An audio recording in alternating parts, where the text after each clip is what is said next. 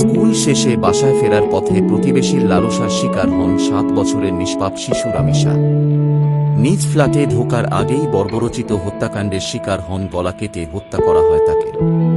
হত্যার পর তার গলাকাটা মাথা উদ্ধার করেন পুলিশ। মঙ্গলবার সকালে রামিসার বড় বোনের সাথে স্কুলে যাওয়ার কথা ছিল, কিন্তু সেটাই ছিল তার জীবনের শেষ দিন। হঠাৎ রামিসাকে না দেখে বোন খুঁজতে থাকে।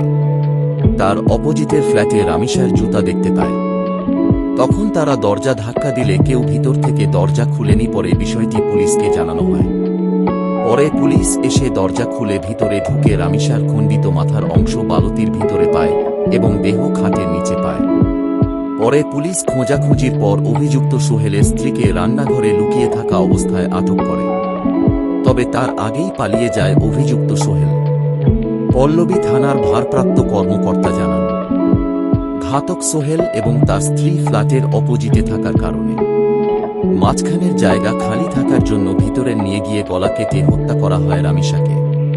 প্রাথমিক আলামতে জানা যায় ধর্ষণের পর শিশুটিকে হত্যা করা হয়। সোহেলের স্ত্রীকে আটক করে জিজ্ঞাসাবাদ করা হয়।